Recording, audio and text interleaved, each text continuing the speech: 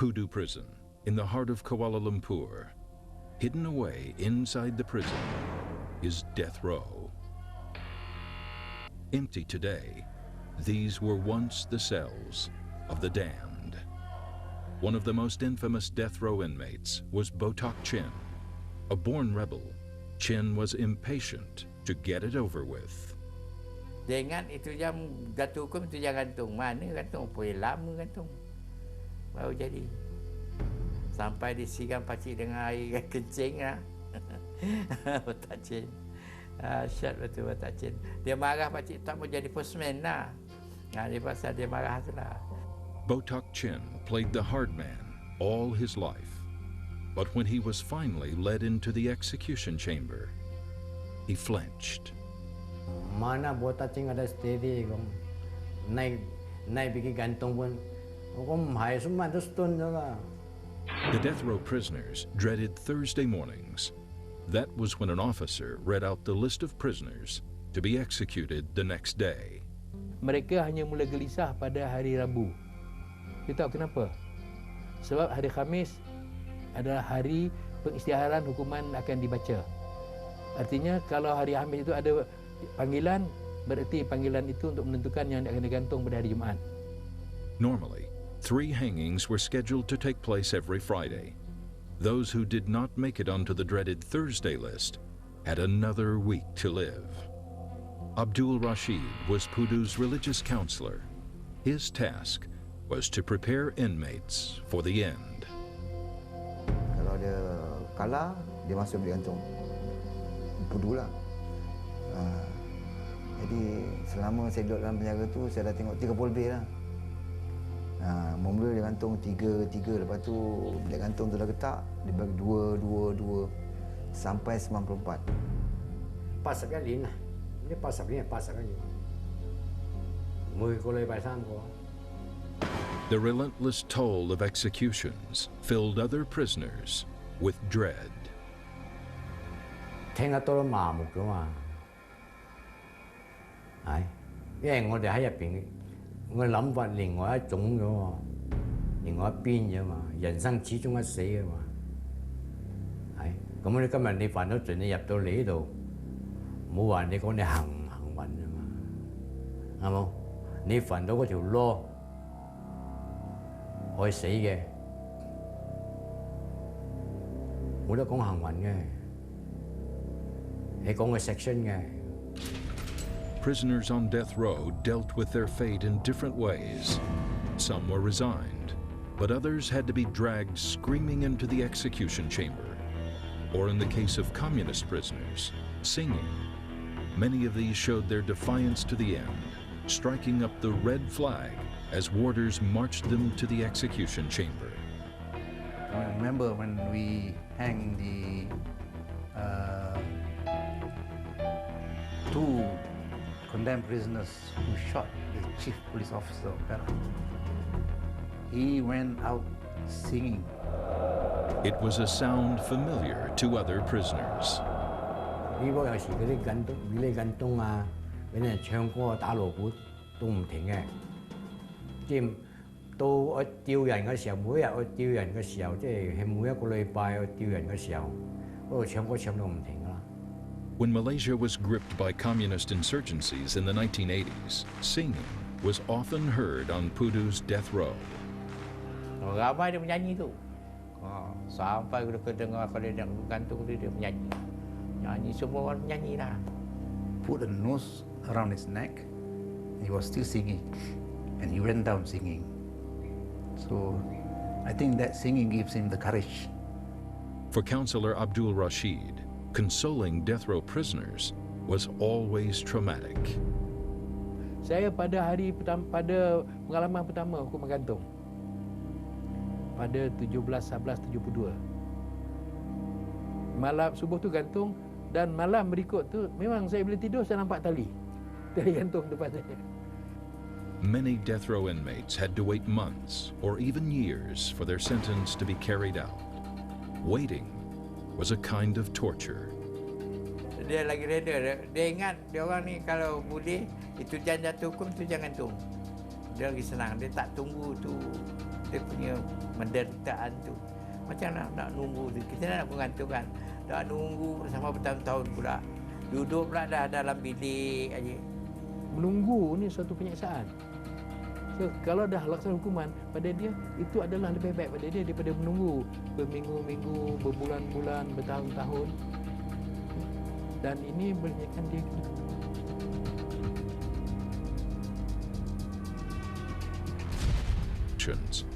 They had to be a special breed to properly carry out the rituals of the death chamber.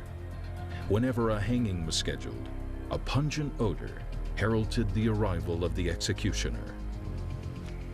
sebelum pelaksanaan itu dilakukan, biasanya memang adalah beberapa tanda. Misalnya bau kapur barus, itu pun tidak semua orang cium.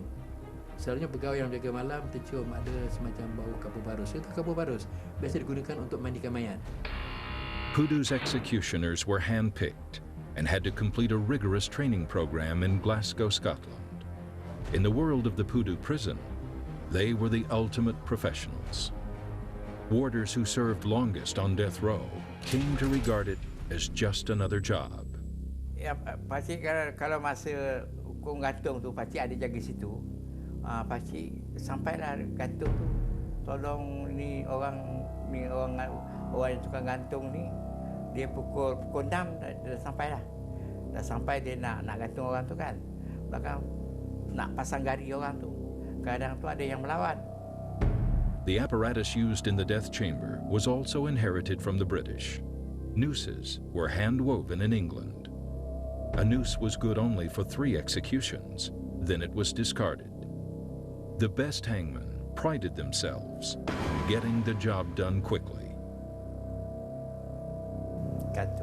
Gantung dia tadi itu ada besi tembaga je kan. Dia gantung sarung cerat begitu. Tu dia buka ni macam ni terbuka tu kan. Orang gini belakang benda tu terbuka je kan. Kata ada gear tu. The most expert executioners could extinguish a life in just 10 seconds. Turun tu buka lah apa jerat kepala tu, buka. Tu juga betul kadang-kadang tu kalau orang tak biasa peranjat, dia buka tu dia bunyi tau. Angin tu keluar. Dia kena tu muka ni bab. The terrible sound of Pudu's death machine reminded prisoners listening from other wings of the ultimate punishment.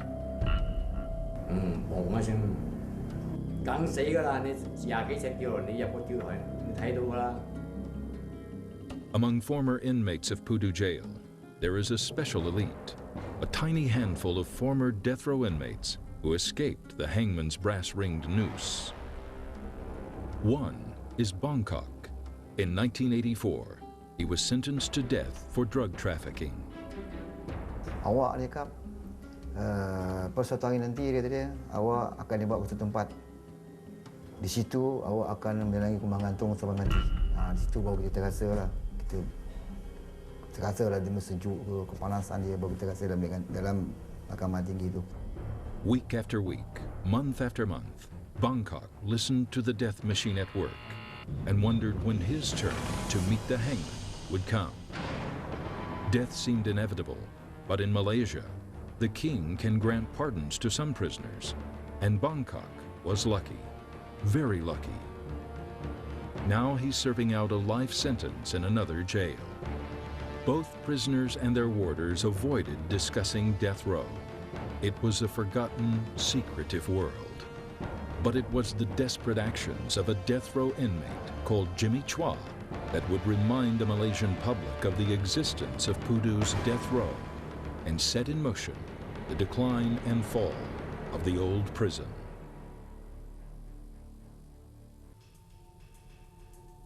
The long, hot summer of 1986, Pudu was a human pressure cooker about to explode.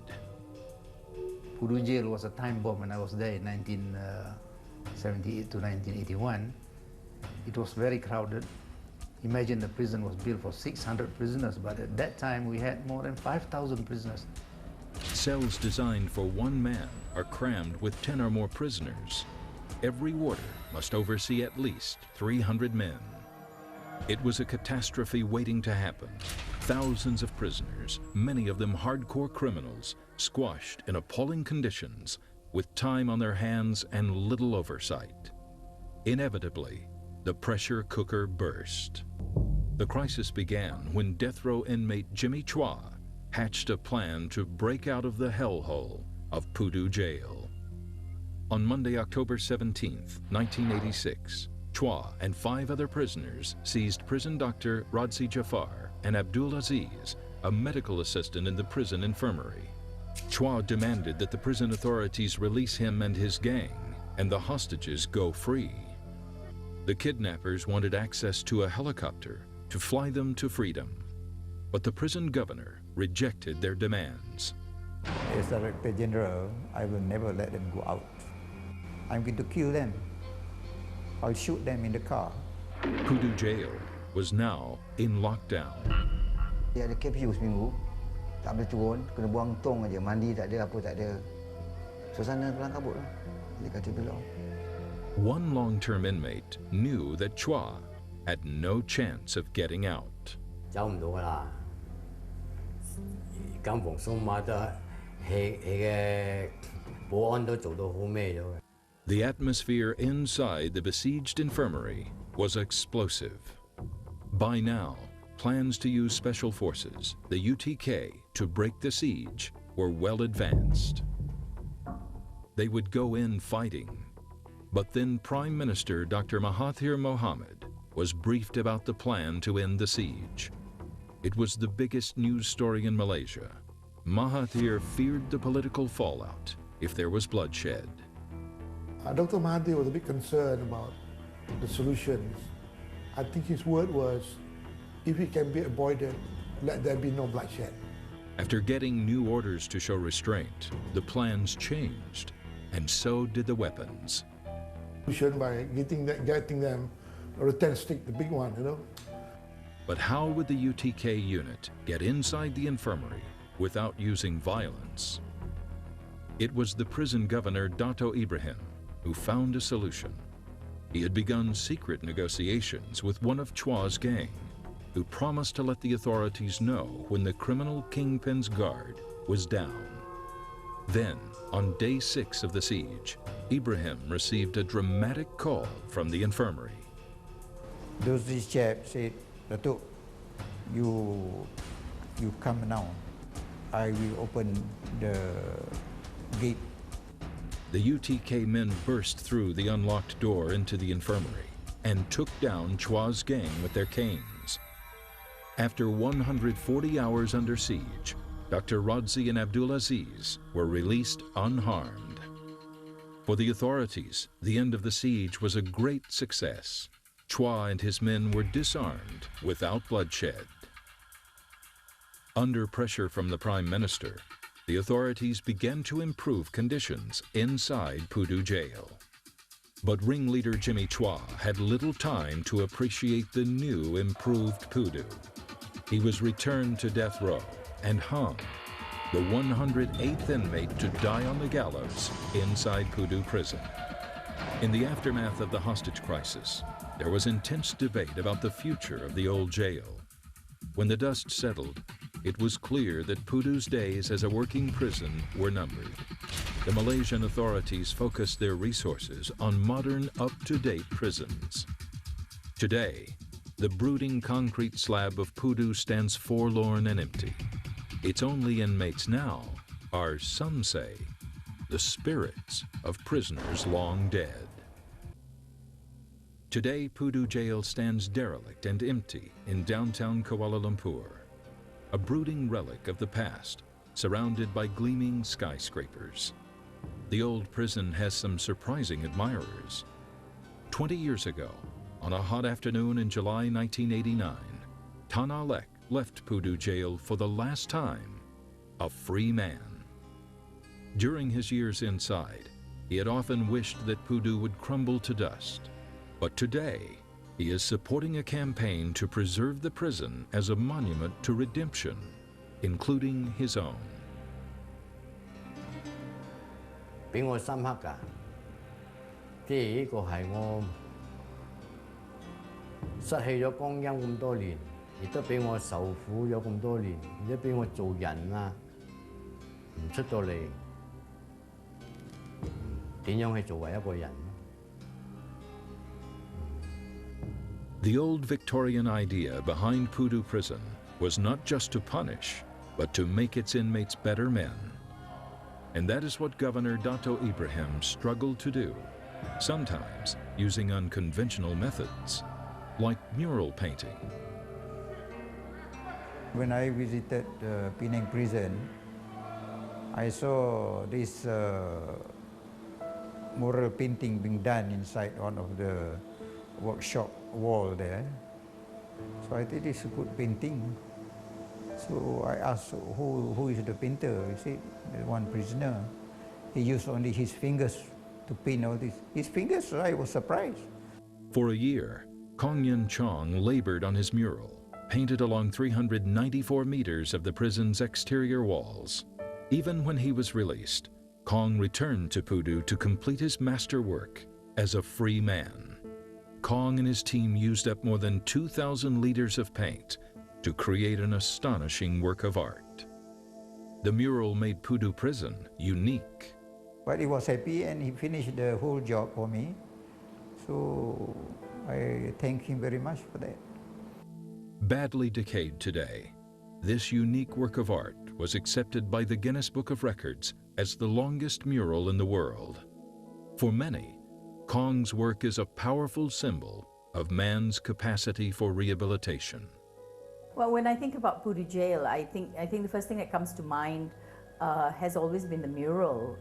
You know, I think it's been part of our visual landscape in KL for 30 years, and so at one time it was really very vibrant. It was very vivid because, you know, the whole mural was intact. It was this amazing, you know, landscape of almost a fantasy. I think the people who pass by will also, you know, looking at them painting at that time, will also just realize that they're humans too. Like, everyone has talent, everyone has a purpose. In that way, that understanding is developed, you know, like they understand it better. The mural is fast becoming history. It's fading and peeling. The rest of the prison too is crumbling. Journalist Zan Azli has closely followed the story of Pudu's slow decay. Don't demolish the jail, it's like our heritage and things like that. And they kind of stopped the construction workers, and the construction workers wanted to continue, but they couldn't because everybody was standing there. And it's like the construction workers were like, they're trying to get everybody away, but nobody wanted to get down. They were just hanging around, some were taking pictures. A lot of people were taking bricks home as souvenirs. Even I took one of the bricks home.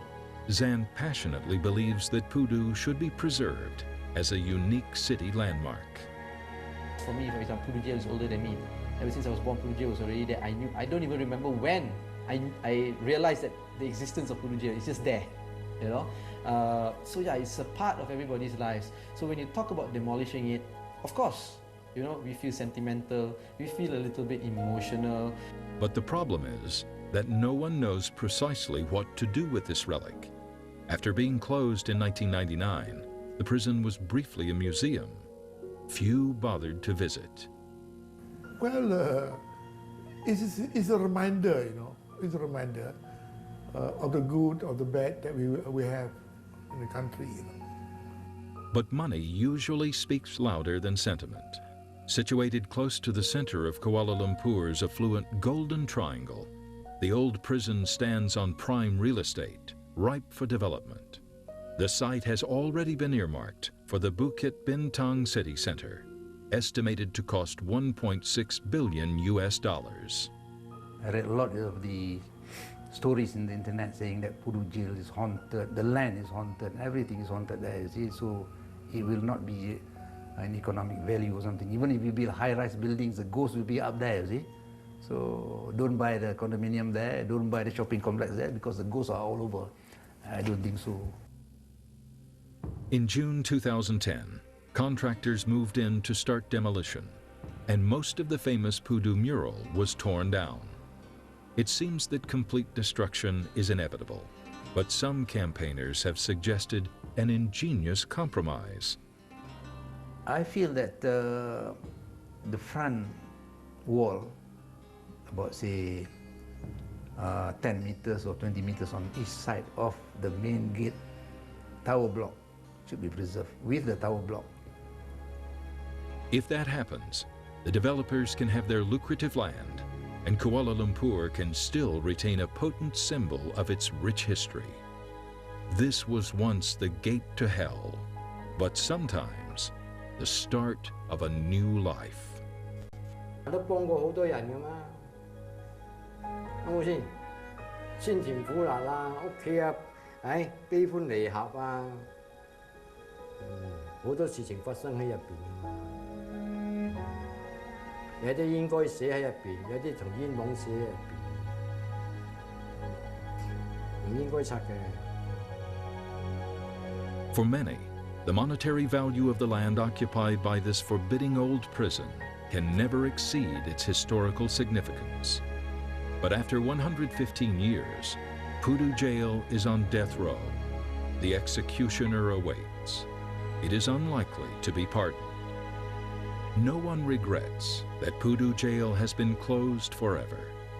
But the people of Kuala Lumpur may, in time, come to miss its strange and haunting power and regret its passing.